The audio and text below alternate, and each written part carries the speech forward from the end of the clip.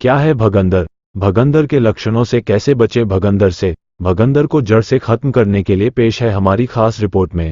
Doctor Aishwarya, जैसे कि हमने देखा है कि भगंदर बीमारी है, लेकिन कई लोग इससे व्यतीत नहीं है। भगंदर है क्या?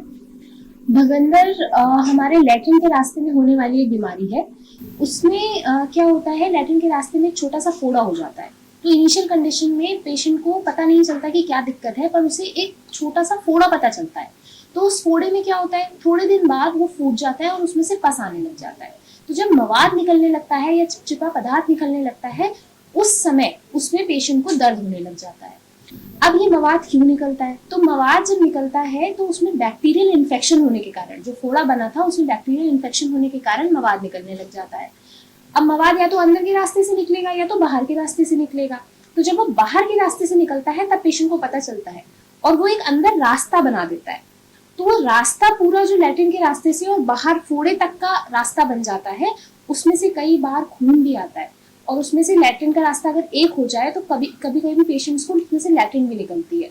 ऐसे कंडीशन में पेन बहुत सिवियर होता है और चिपचिपा पदार्थ हमेशा आता रहता है। इसी को हम भगंदर कहते हैं। भगंदर के क्या सिम्टम्स होते हैं, और जैसे भगंदर की अगर शुरुआत हो रही तो कोई पेशेंट कैसे पता कर सके कि उसको ये बीमारी हुई होगी? तो भगंदर के सिम्टम में सबसे पहले मैंने आपको बताया कि एक फोड़ा महसूस होता है लैट्रिन के रास्ते पे।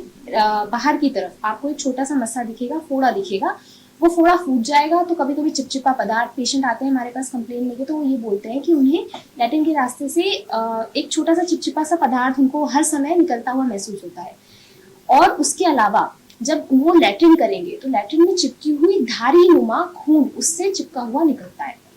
ऐसे में पेशेंट को पता चलना चाहिए कि अंदर या तो कोई घाव है या उसे भगंदर की समस्या हो सकती है। पंचकर्मा आयुर्वेदा में भगंदर का किस प्रकार इलाज है? जैसे सिद्धार्थी हॉस्पिटल है, यहाँ पर काफी संख्या में पेशेंट आते हैं, तो यहाँ पर किस प्रकार भगंदर का इलाज किया जाता है? तो भगंदर का इलाज आयुर्वेद में आचार्य सुश्रुत ने बताया है। आचार्य सुश्रुत की पद्धति से हम अगर इलाज करें तो इसे हम क्षार सूत्र लाइगेशन कहते हैं। अब पहले तो हम ये समझते हैं कि क्षार सूत्र होता क्या है। तो क्षार सूत्र जो है वो एक धागा होता है, एक थ्रेड होता है जिसके ऊपर मेडिसिन लगी होती है, तो हम उसे मेडिकेटेड थ्रेड बोलते हैं। इसमें हम क्या करते हैं, तो लैट्रिन के रास्ते में जो आपका फोड़ा हुआ है, जो उसने रास्ता बना दिया है, उस रास्ते में वो धागा हम बांध देते हैं। अब वो धागे में जो दवाई लगी होती है उसका क्या काम होता है, तो वो हीलिंग और कटिंग साथ में करता है।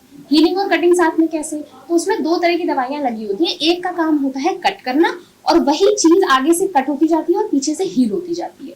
तो इसमें क्या होता है, वो रास्ता धीमे धीमे धीमे धीमे धीमे धीमे छोटा होता चला जाता है और एक समय ऐसा आता है कि अंत में वो स्किन पे आ जाता है और धागा अपने आप बाहर आ जाता है। तो ये क्या करता है, पूरे रास्ते को काटता हुआ और हील करता हुआ नीचे तक ले आता है और रास्ता बंद हो जाता है। जो ये भगंदर बीमारी होती क्यों है और किस उम्र में पाई जाती है? तो भगंदर होने के बहुत कारण हो सकते हैं, जिसमें से एक आमूमन कारण जो आजकल सब लोगों के साथ होता है वो है long sitting jobs. Long sitting jobs मतलब बहुत ज़्यादा वर्क है, टेबल वर्क है, डेस्क वर्क है और आप 10-10, 12-12 घंटे एक ही जगह पे एक ही पोजीशन में बैठे रहते हैं। उसके अलावा खान पान एक बहुत बड़ा कारण है। तो खान पान में जैसे मिर्च मसाले का खाना हो गया, है ना, तला फला हो गया, या फिर ब्रेड, आजकल बेकरी आइटम्स, पिज़्ज़ा, बर्गर सब लोग बहुत ज़्यादा खाते हैं। तो इसमें क्या होता है, इसमें लोगों का वेट भी बढ़ता है। दूसरा, जब लैट्रिन के रास्ते में इन्फेक्शन होने की कंडीशंस हो जाती है, तो जब वो चांसेस बढ़ जाते हैं तो भगंदर होने के चांसेस भी मैक्सिमम होते हैं। अब रही बात किस उम्र में हो सकता है, तो वैसे तो इसकी आमूमन उम्र 20 से 40 साल के बीच में है, लेकिन आजकल ये बच्चों में भी पाए जाते हैं। तो ये हर उम्र में आपको मिल सकते हैं। सिद्धार्थी हॉस्पिटल में किस प्रकार इसका उपचार किया जाता है और लोग क्यों यहीं पर आकर इलाज कराए, आयुर्वेदा को क्यों अपनाए? तो भगंदर का जो इलाज है वो आयुर्वेद पद्धति से ही विश्व भर में प्रसिद्ध है।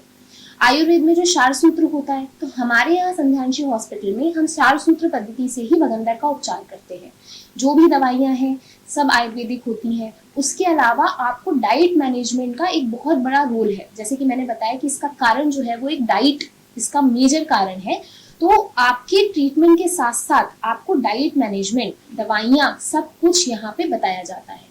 अगर आप में से किसी को भी इस तरह की समस्या है, क्योंकि लोग आपस में बात नहीं कर पाते हैं, इस बारे में बता नहीं पाते हैं, तो आप हमारे यहाँ आइए, डॉक्टरों से मिलिए और आप इस चीज का उपचार इलाज जो है वो आयुर्वेद पद्धति से करें, ताकि इसका आपको प्रॉपर उपचार मिल सके और ये भगंदर बीमारी आपकी खत्म हो सके।